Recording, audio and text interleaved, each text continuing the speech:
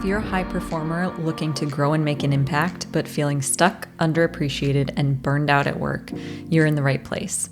I'm Melissa Vining, and this is the Job Search for High-Performing Misfits podcast. I help high performers leave draining jobs behind, reclaim their careers, and land roles in organizations where they can thrive. Tune in for tips, insights, and inspiration for your journey to fulfilling work that fits you.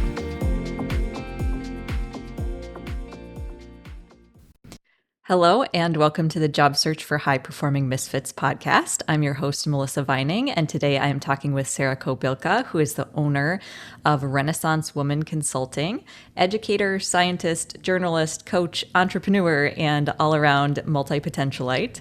Sara has built a career around cross-pollinating ideas from across industries, from broadcast journalism to education, to DEI, and beyond. She helps fellow Renaissance people build unconventional careers that fit them. So if you've ever been told you do too many things, or if you've struggled to explain all of your seemingly disparate experiences and how they connect, this is going to be the episode for you. And Sara, I'm so excited to have you here. Can you start off just by telling us a little bit more about your background and how you came to embrace the title Renaissance Woman? Absolutely. Yeah. As a business owner, you're often asked the question of, give your elevator pitch. And I always say, how tall's the building? Because it's really hard when you're someone who has so many interests to narrow things down. I started off as a Renaissance child, I'd like to think. I was interested in math, honors math, advanced science, but I also loved journalism and theater and music. And I had all of these interests, and I went to a school that really supported that. They said, do everything, be involved. I was pretty overwhelmed by the time I got to my senior year with everything I was involved with. But then come, say, sophomore, junior year, when we were starting to think about college, they're like, and now you have to pick. You can pick that right side of your brain or the left side. Are you going to be a journalism, theater person, or are you going to follow that math and science interest? And I kind of was like, well, I like being on stage. I like performance. I like telling stories and being paid to talk. So, okay. That math and science was nice, but I've got the AP math test. I don't have to even take it in college. All I needed was one lab science to graduate. So I was like, okay, I'll say goodbye to that side of me and I'll focus on journalism. In particular, broadcast journalism was what I wanted to do. And so I got to college, and very quickly I was like, wait a minute, I miss that. I miss 1 + 1 = 2 next question, as opposed to, and how does that make you feel? What are the ramifications of that? Like, I wanted to have those different sides of me. And that was when I actually decided to add a second degree. So I was doing broadcast journalism at the University of Missouri-Columbia, MIZ. And then I decided to add an atmospheric and oceanic science degree as well. And that allowed me, from a career perspective, when I got out into the workforce and I was looking for my first job in TV, I could be a meteorologist, or I could be someone who was a reporter or an anchor, that sort of thing. So it opened up opportunities for me, just a very logical thing to do, but it also felt more real to who I was. And it allowed me to combine my interests and use my whole brain instead of being that left brain or right brain person. And as I continued through my career, TV was fun. The 2 a.m. alarm clock was not fun because my last job was morning and midday meteorologist in Des Moines, Iowa. And I realized, I got to get out of this. This isn't the right fit for me. And what about my job do I like? And I really liked engaging with people. And I liked working with children when they would come, or we'd get to go and be live at the schools for our weather events. And so as I went through my career, each step of the way, I kept asking myself, what do I like about what I was doing previously? Okay, what can I find as a next opportunity that will play up on that interest, that love, that passion? And so that's taken me through a lot of different industries, as you mentioned in my introduction. I went into nonprofits, I was in higher education, and then now I found myself being a freelancer, getting to work with people from all of those previous industries. So not a short answer. How tall is the elevator for my elevator pitch? Of course, yes. So I know you mentioned a little bit about the Renaissance woman concept already, and I mentioned the word multipotentialite at the beginning.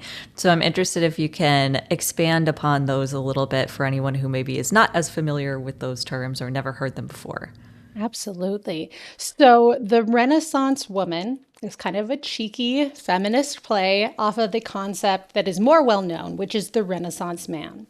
So, when people think of a Renaissance man, Leonardo, I always want to be DiCaprio, and I'm like, wrong D. Da Vinci is the famous one. He is famous from the Renaissance time period in Western Europe when there was this revitalization of society. And he's famous because not only was he an artist, which a lot of people know him for, but he was also a scientist. He was interested in a wide variety of things. And he kind of followed that idea that I have of rejecting that you pick your left brain or your right brain, your creative side or your scientific side. That's a false choice, false dichotomy. You can use both sides, and in fact, it makes you, I think, a stronger person.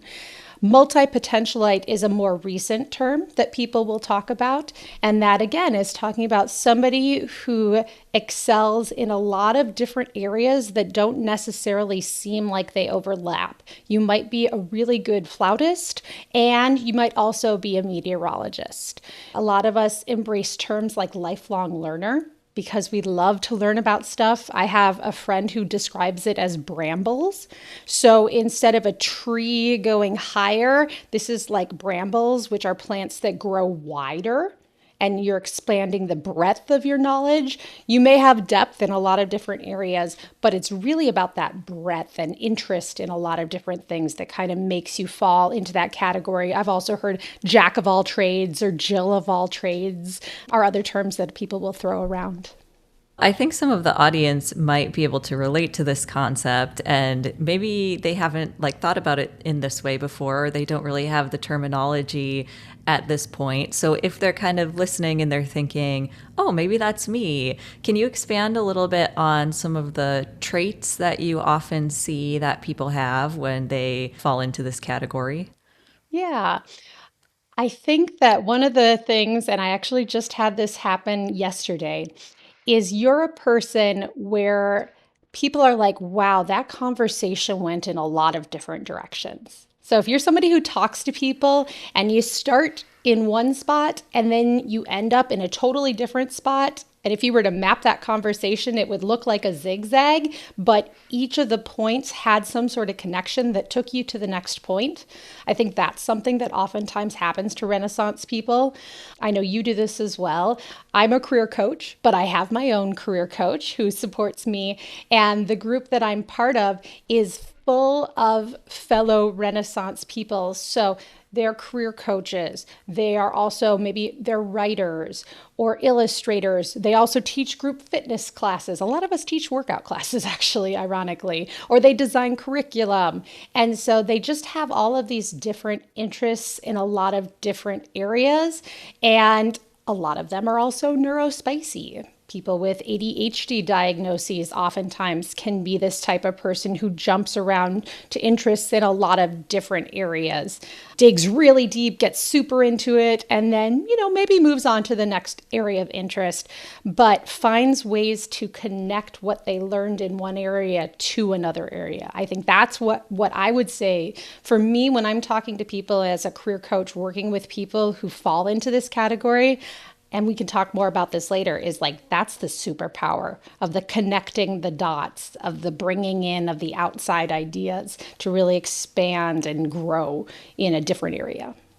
Yeah, exactly. That really is the key. And I think that's often hard for a lot of people. So I definitely want to talk about that later. But before we do, I want to ask you a little bit about some of the strengths that you see that these Renaissance people or multi-potentialites are bringing, because I always try to help people frame their job search in terms of their strengths so they can go in the right direction, kind of like you were saying, like, what is it that energizes me? What is it that I love about this? But also to be able to communicate that in, something like their resume, their interviews, and all of those things. So I have a free newsletter. It's called Take It With You. And initially, I started it for people who are looking to change from one industry to another and are having a hard time translating. How do those skills translate into this new industry? In particular, I worked a lot initially with people who came from my background of being in TV news, because that seems like a very niche industry. To say, I'm a meteorologist and I want to be your social media person, or I want to work in HR, or I want to do communications for a university. People are like, don't you just like stand and talk about the weather? Like, what other skills do you have? And so, what I really like to have people focus on is finding a way to translate their skills for someone else and looking for some of the adjectives in the descriptions of jobs that you can talk about how you have that, and you can tell the story of how you have that. And so when I'm thinking about a strength of someone who is a Renaissance person or a multipotentialite, one of their strengths, as I said before, is connecting the dots. So I can be working on a project. Maybe I'm really digging into some work that I've done for AAAS, which is the American Association for the Advancement of Science. I did this whole thing, wrote this very long paper for them about cross-disciplinary research collaborations. Read all these really interesting articles. And then next day, I'm working on a project training people on how to engage young children in science activities. And I think we do this really well as Renaissance people. I can think back to this article that I read for this report on multidisciplinary science and be like, oh, that idea would totally apply to this very different, unique realm. And so a lot of times businesses want people who are creative, who can think outside the box. And we're very good at thinking outside the box because we do a lot of operating outside of boxes. I'm anti-niche. That's one of the things I list on LinkedIn. And it's not that I don't think that I have niches where I have expertise, but I don't get stuck in one or two niches. I have all of these different niches and I listen carefully to the conversations, and I'm a voracious reader and I listen to podcasts and I watch shows and I pull ideas from all those different areas and see their application in a new space. So I bring those outside the box ideas because I'm paying attention outside of the box. I love that. So, on the flip side of that, what kinds of challenges do you find that Renaissance people will often have when they're thinking about their career development or their job search or whatever the next step is? I think the biggest challenge is there are so many possibilities. How do I narrow it down? Because when I am looking for my next opportunity, I could list 20 different things that I could do. One of the things that I like to give permission to my clients to do, especially if they've had longer careers and they've worked on a lot of different projects or a lot of different places, we could be seen as flighty. We can be judged, particularly by older generations who grew up on this idea of the company man who stays in the company long enough to get the watch, or the person who was so competitive and climbed the ranks and then they got their name on the door. That's not what we want. We want to jump around. We need to feed our desire for exciting and new and things that inspire creativity. We get stuck in one thing for too long and we kind of get bored, and maybe we get a case of senioritis and we don't want to continue to work on that project. We want the new and sparkly thing. So that can be a problem. Finding ways to make your work new and sparkly is a challenge, but sometimes just giving yourself permission to not work on a project and focus on something else might actually lead to inspiration for the project that you're working on. But circling back, because I always have to circle back in conversations to what I was saying about giving my clients permission. I have what I call my master, or I prefer kind of more the term main resume. And that resume is 8 pages long. And that is okay. People are so fixated on, okay, it has to be 1 to 2 pages. Yes, what you submit as part of an application is going to be that short. But that doesn't mean that you can't keep all of this information in a single document. And then when you apply, you take that heading that says like experience, and then you just say select experience or relevant experience. And then you cut it down and you say, which of the things in my background actually apply to this job and will be fairly easy for someone looking at the resume to make the connection of, oh, okay, I can kind of see how that fits. I see the verbs being used that we're using in our job description. I see some of those adjectives there, and that's the technique that I use with my clients. It's called the VAST technique, which is verb, adjective, strategic translation. And it is really focusing on those verbs and those adjectives to show them that, yeah, I've got the skills you need, even if my job title doesn't match with what you are particularly looking for. So it's okay to keep that giant list. Then you cut it back and you share the most appropriate things. And you really, I think Renaissance people really have to rely on a strong cover letter more than a strong resume. Your resume has to get through a computerized system a lot of the time. So, yes, that's where having those verbs have that one-to-one connection is going to be really helpful for you. But when it comes to actually telling the story, making that translation happen for that person to decide you are the right fit for them, that's where you have to be a storyteller, and that's where your cover letter and any interaction you can do with that person on LinkedIn, social media, even in an email, that's where you really tell your story. Yes, definitely. And I give that same advice about the master resume or the main resume like you called it, because it's also such a time saver for people. Like now you don't have to go reinvent the wheel every time, right? You can just cut out the things that you don't need for each application. So I'm very glad to hear that you're talking about that too. And I think this is a perfect kind of segue into the storytelling part that I wanted to ask you about, because that can be a challenge. And I think, like you said, that's one of the main things that someone needs to do, especially someone who is a Renaissance person and they're doing all of these different things. They have to be able to tell the story so that the other person can understand it and doesn't have to get confused or make the connections on their own, because oftentimes they're not going to make the connections on their own, right? They won't.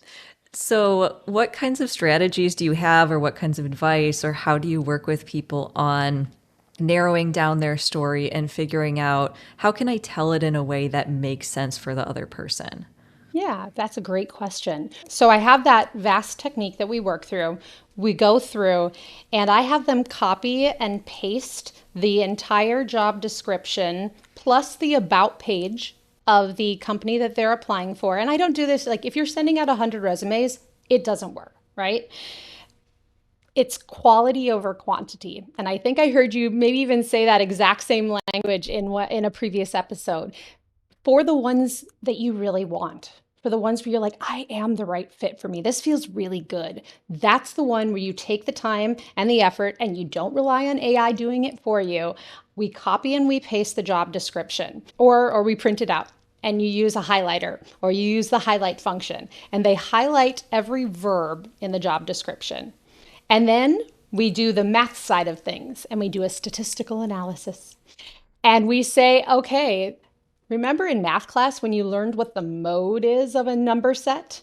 The mode, which is different than the average and the median, the mode is whatever is repeated the most number of times. So if we find that they're saying lead, okay, where you have managed, you change it to lead.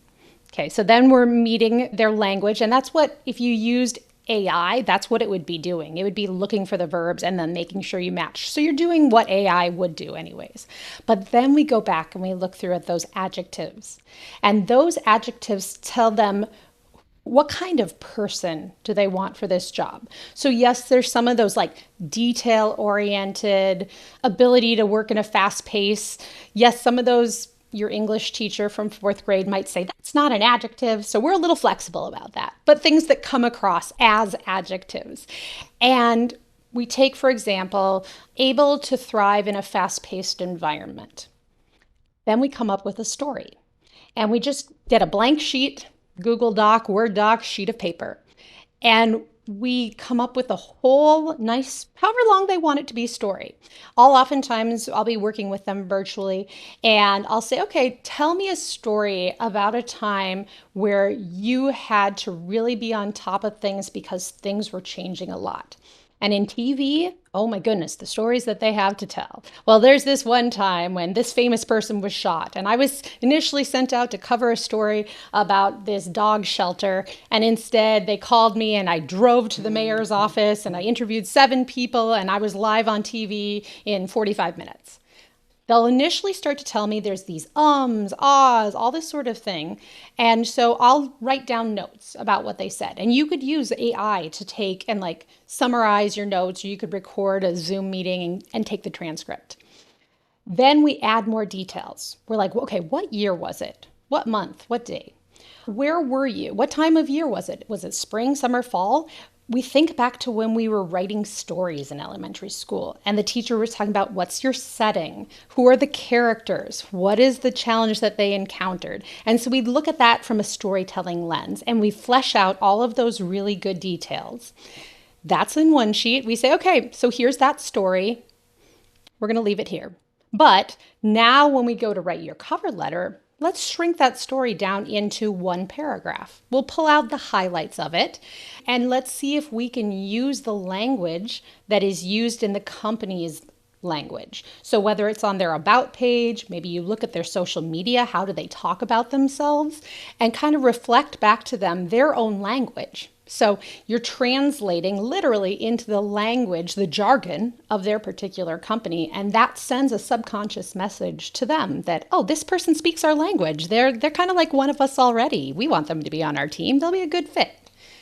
And then the double bonus you get from that is not only have you written a little paragraph that you can use in cover letters, and again, you can copy and paste from one cover letter to the next and tweak it a little bit for different companies, but you've come up with ideas for stories that you can tell during the interview. So you're doing double the work at once. And then when you do get asked that question in an interview, you're not saying as many ahs, taking as long of a break because you've already kind of mentally thought through the story and pulled some of those important facts out for yourself. And if it's a virtual interview, I'll even tell people, like print out some of those like key details. Don't write full sentences. You don't want to sound practiced, but some of those details that you're worried that in the moment you're going to like freak out and forget them, print it off, put it directly to the right or left of your screen, and there's your little cheat sheet. And if you need to, oh, what year was that? Or what state was I in? Or what TV station was I working at? There you go. It's right there for you. Yeah, that's great. I think this is such a good mindset shift for people because they might be thinking, oh, how am I going to make all of this make sense? And really, you can think about it as I have all of these different experiences that I can pull from. So there must be something that I've done that relates to what they're looking for. Yeah. And those adjectives that they tell, those are the keys. And you can almost always come up with some story. And I even tell people it doesn't have to be just from a job. If you're in your 20s, it could be from working on a team in college. If you volunteer in your community, it might be something that you do in your volunteer work. So don't feel limited, especially if you don't have that really long career that, oh my gosh, I don't have things to tell, stories to tell because I worked at Dairy Queen. Like, that's all I got. Like, it's okay. Don't worry. You got stories. You've been around people. You've done work with people. You've collaborated with people. And oftentimes it's those skills. I hate the term soft skills. The connotation, there's some sexism to it, all those sorts of things. Those are like the mandatory needed skills.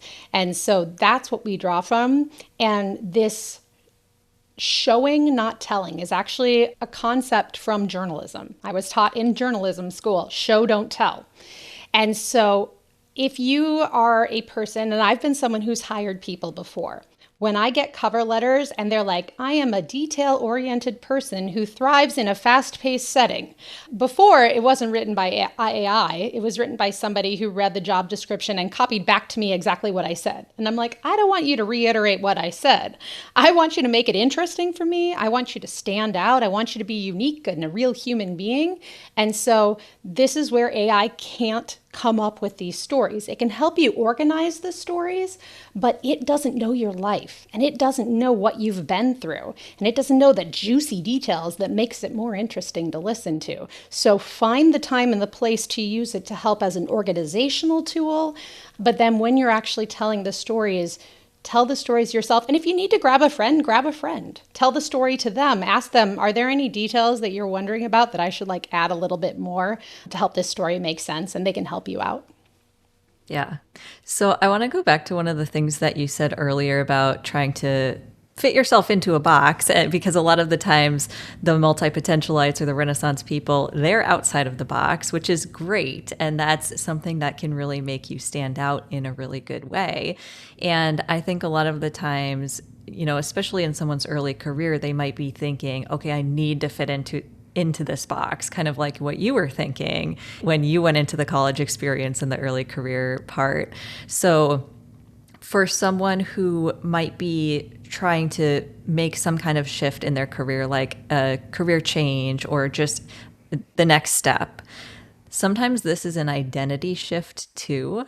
So I'd like to talk a little bit about that because that can be a big part of the struggle with this is just figuring out, okay, maybe I do identify as a multipotentialite. And what does that then mean for me in my next steps? So how do you help people navigate through that identity part of it, or like the acceptance of the identity, or the shift in the mindset around that? That's a wonderful question. So I think I'll answer it in two parts. First part is just the idea of your career and reframing your career in general. So I call my newsletter Take It With You. And in that newsletter, not in every single thing, but in a lot of what I write, I use the analogy of a multi-stop trip that you are on. And so when you're thinking about it in terms of traveling and traveling to multiple locations, you can think about each job you have, you can think about each project that you're assigned to as just one leg of the journey.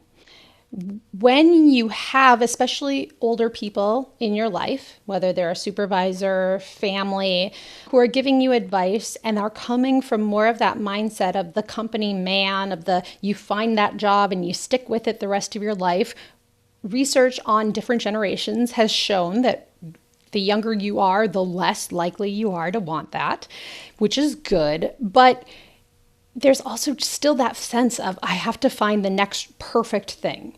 And perfection doesn't exist. It's what's the next stop on my journey that I can make where I can learn a new language? Or where can I stop and I can put more skills in my skill set suitcase, which is what I like to use as a term. You've got all these skills in your skill set suitcase. Can I add even more? Can I get a souvenir? Souvenir in the terms of maybe I'm going to get certified. The company's going to pay for some sort of training and advancement that I can have.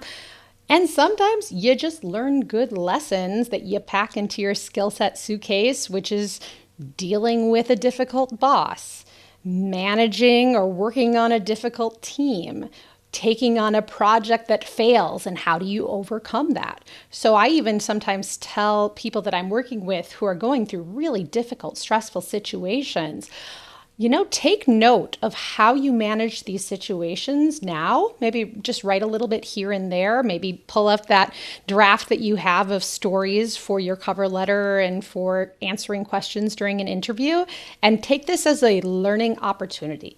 Because we are lifelong learners when we're these Renaissance people, multipotentialites. We're always looking for opportunities to learn. And so take a little bit of a step back and say, okay, I tried this. This is an experiment. I'm trying this. What are the variables I can switch?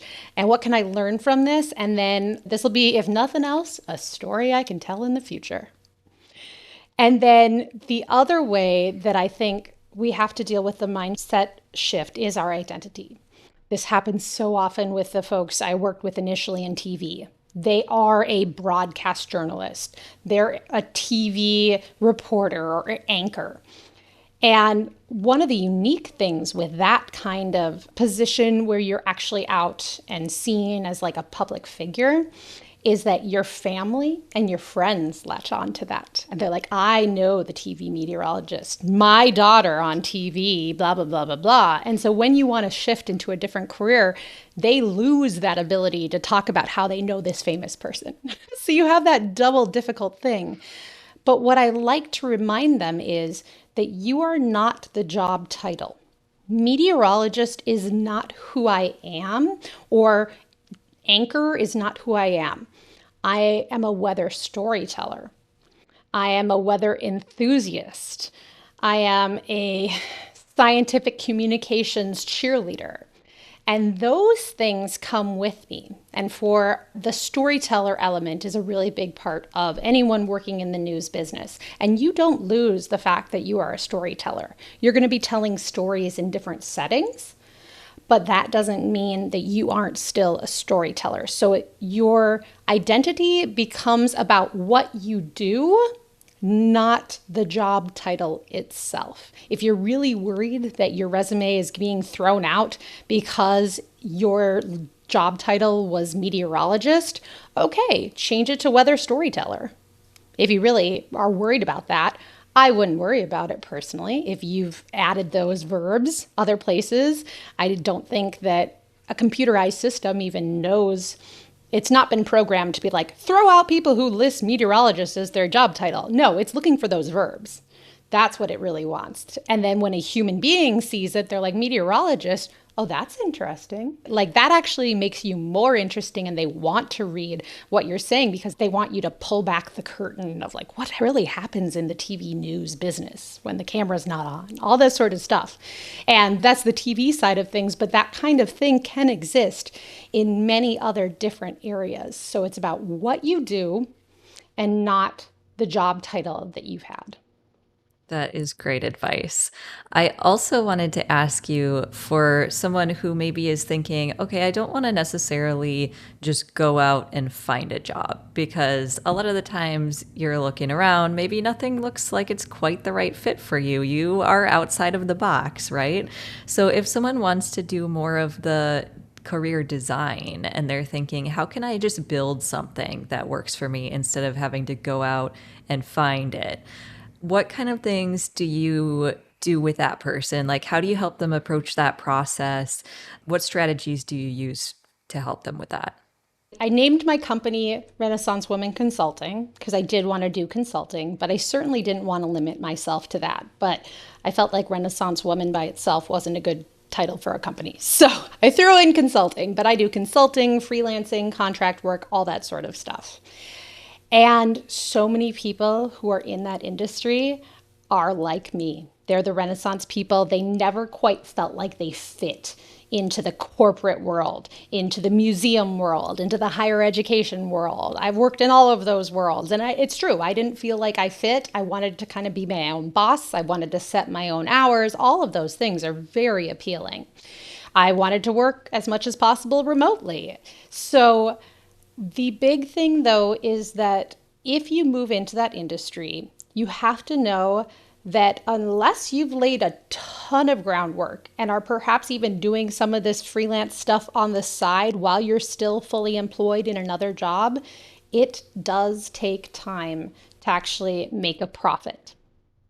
Starting your own business, it just takes one to even a lot of times the number I hear thrown out is 3 years before you're really kind of got your feet underneath you, you're feeling steady. And you know what? Political upheaval could change everything. I'm dealing with this right now because a lot of the work I do in science education and science communication and DEI was funded by grants, and those grants are no longer available. So I've had to really rethink and reinvent and be extremely flexible with what I do. The other thing is you don't have that health insurance, that dental insurance, some of those things that some people have to have. I have the flexibility of having a husband who can have me and my children on his insurance.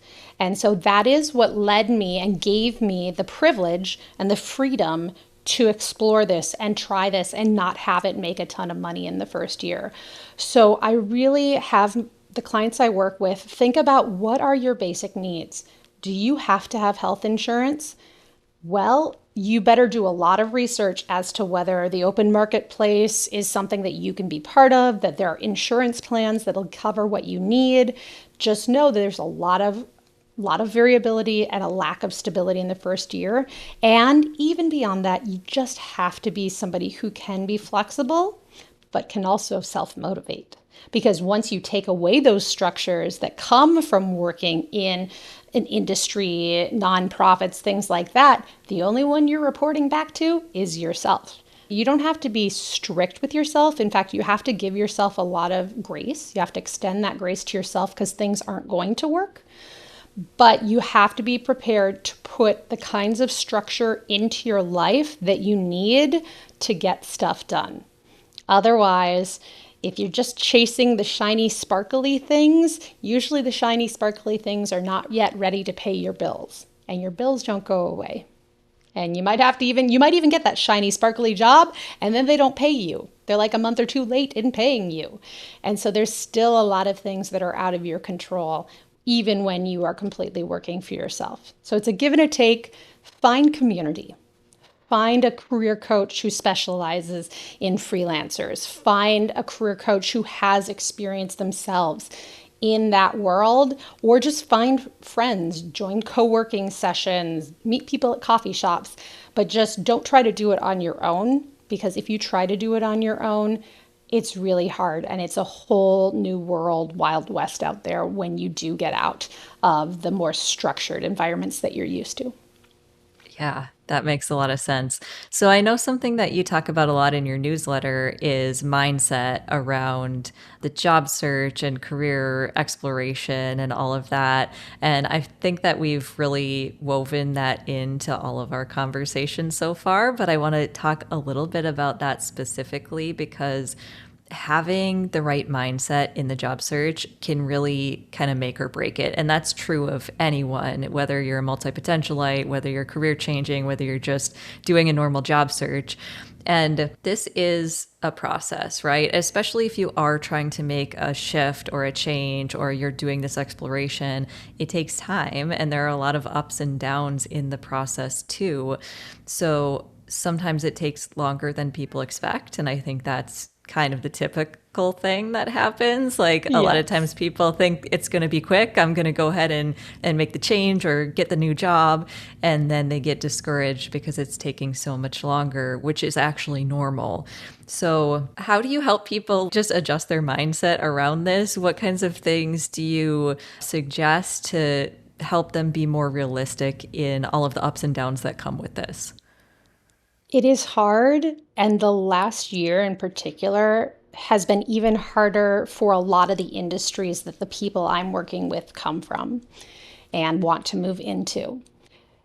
I will say that almost every single job that I found when I changed industries happened because of what some people would call a four-letter word, networking.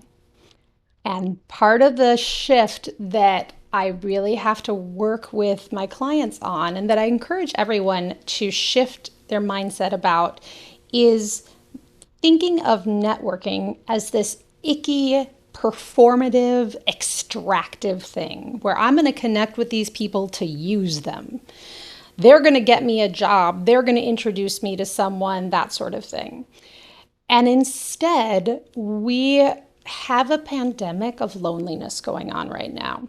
This happened even before the COVID-19 pandemic, but got even worse during that time, especially for people who were in lockdown. I was in New York. I live 45 minutes away from where the very first person in the US had COVID. So it was a very scary time. And I also had two very young children. So we were in lockdown. I was feeling really lonely. And so I look at networking instead as community building.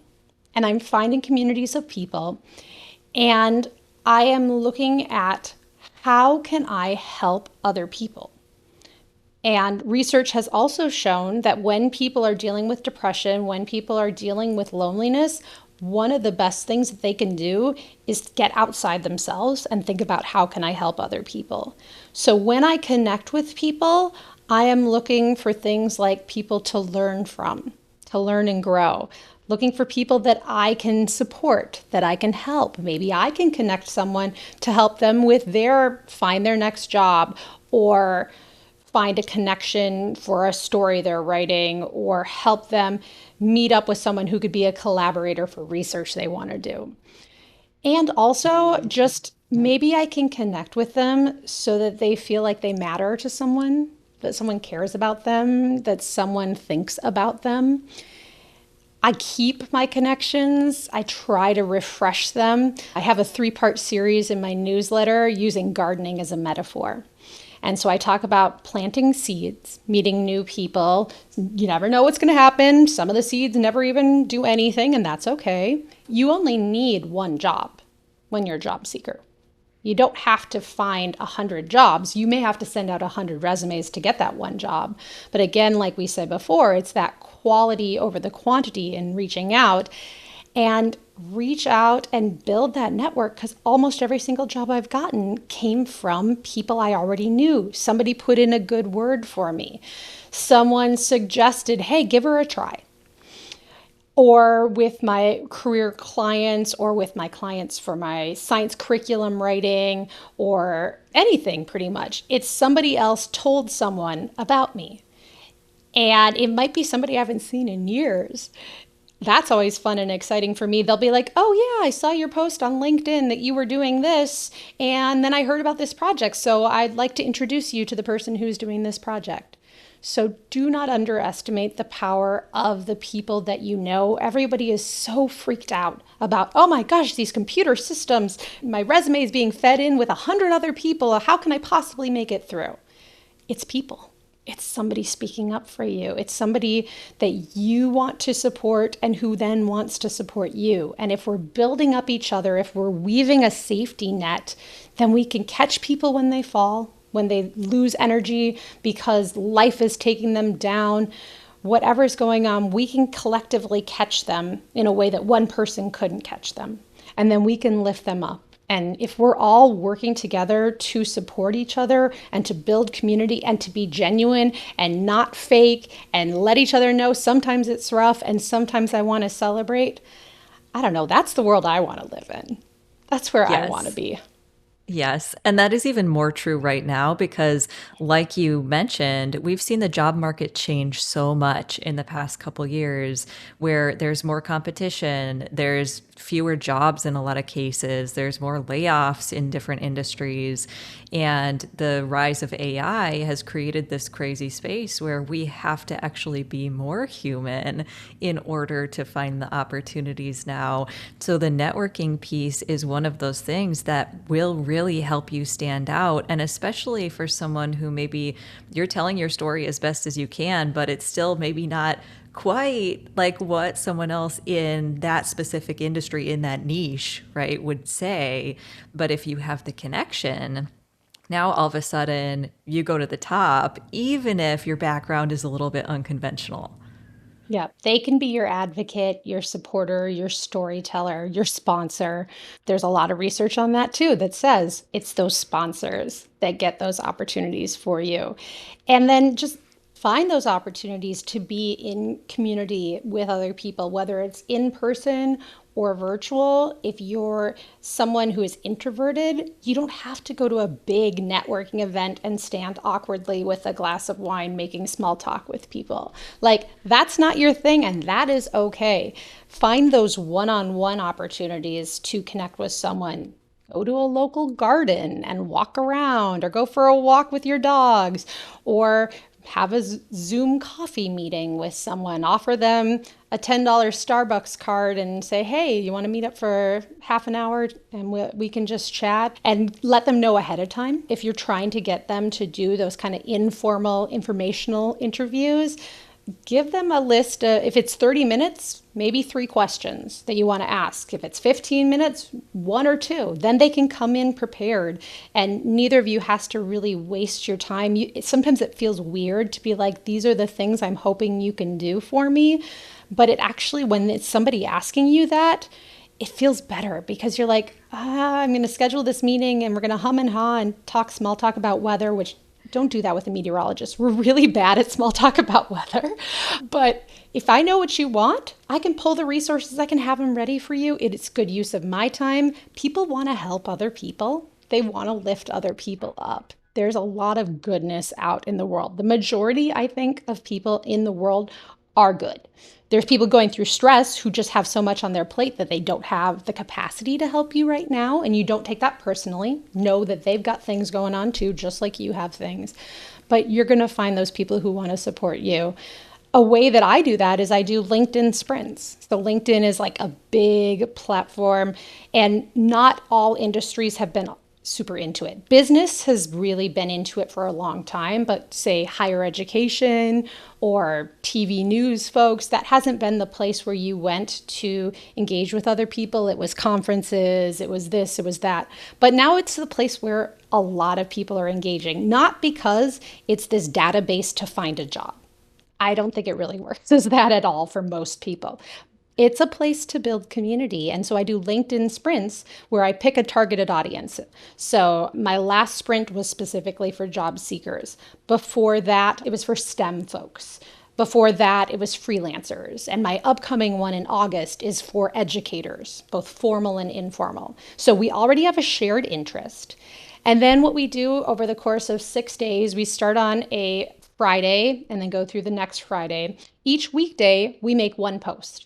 And then we engage with 3 posts from other people, and not just like, good idea. Like, you have to actually make your comment long enough for the algorithm to actually give you credit for it. Plus, it just feels better to have a little bit of a conversation going on. And then you engage with the people who engage with your post. And suddenly you've got this community of people supporting each other. It's 6 days of posting. We have a pre-meeting where I kind of get them prepared. We have a reflection meeting afterwards. We talk about what was the experience like? What did we learn about ourselves? And then the real exciting thing for me is that after the sprint's over, I still see these people supporting each other. I still see them commenting and uplifting each other. And that's what I want. That's where I want to train that algorithm to show me these people's things so that I can support them and uplift them. And then they're posting later on, hey, I found this job, or I found this new client. And thanks, Sarah and fellow sprinters. This was part of what got me there. And it's a sprint workout. You catch your breath at the end. You're like, oh, I don't want to post again for the next week. So this is not the marathon mindset you need for the actual job search. That's got to be a long-term thing. But even those long-term marathon runners will do sprint workouts because that challenges their cardiovascular system and gets a stronger heart. Their lungs can take in more oxygen. So interspersing, there's another metaphor I like to use, is workouts. And interspersing that work of challenging yourself, pushing a little bit harder, and then giving yourself that time to catch your breath, let your muscles recover, eat some carbohydrates, drink some water, all that sort of stuff that you do to recover from working out. I think this concept of community is so important. And there's actually been some studies around when people do their job search in community, they find jobs faster too. So I think it really helps you be successful in whatever the goal is that you're trying to work towards, right? It's thinking about who else is working towards this, who else can, help us do this together when what's the term, like the boats rise together or something. Oh yeah, rising tide lifts all boats. Yeah. That's it. And Yes. And they've even found specifically that when it comes to finding jobs, that it's not your first degree connections who find those jobs for you, because they're people who are in the same circle as you. It's usually the people who are that second degree, who are peripheral, because they're in different circles than you. So if you think of the Venn diagram, those overlapping circles, yes, you have that overlap, and that's where your shared commonality of language comes from and why they can understand your story. But they've got this whole other set of people that they know know and opportunities that they know about that would never even come in front of your eyes on your feed or that you would get an email about. So it's those acquaintances who are more likely to actually help you find that job than your best friend, your colleague for 15 years, that sort of close, more intimate relationship. So it's really working all of those different levels of finding new people, planting seeds, cultivating the people who have been there for a long time, those perennial plants that keep coming each year. Don't forget about them. They need water too. And then where do we expand? Where do we go next? Right. Yes. And I know you talked about your LinkedIn sprints and how that is helpful in building some of that community. And you are also working on building a community for Renaissance people. Would you like to tell us a little bit more about that? Yeah, so that's my sparkly thing that I want to work for that is still kind of nebulous. And I actually am working with my career coach, Jenny Gritters. She's wonderful. If anyone's thinking of going into the world of freelance, she had a podcast a number of years ago with Wu Dan Yan that was called the Writers Co-op. And they talk a lot about like getting started as a freelancer, and then she's transitioned to doing her own work and her own trainings. But I'm part of an 8-week intensive trying to say like, what's next? It's called Create. So I'm going to create something. Don't know what it's going to be just yet. But with that idea of community at the heart of it, I want to build what people need. Like there's no point in creating some sort of program that isn't what people actually need to support themselves. So I know that Renaissance people need community. We need ways to connect with each other because especially if you're not around a lot of fellow Renaissance people, you can feel like the misfit, the odd one out. The people are like, I don't get you. You're kind of weird. And so we need each other. I once gave a talk called Normal People Bore Me because I don't want to talk to the person necessarily who has 2.5 kids and works for the local, whatever popular industry and follows the local sports team. I could chat with them, but it doesn't go very deep. So I really want to build something that's of value. That whole lifelong learning is part of what I want to tap into. Maybe there's a podcast, maybe there's virtual meetups. And so I'm going to have a LinkedIn post about that. And I think what I'll probably do initially is just put together a Google form with some questions to try to inspire ideas. And then I'll have contact info for people. And as I kind of come up with things and I need beta testers for my new project, I would love to invite people to come on the journey and be part of that community and build that Renaissance space together to support all of us and lift all of our boats.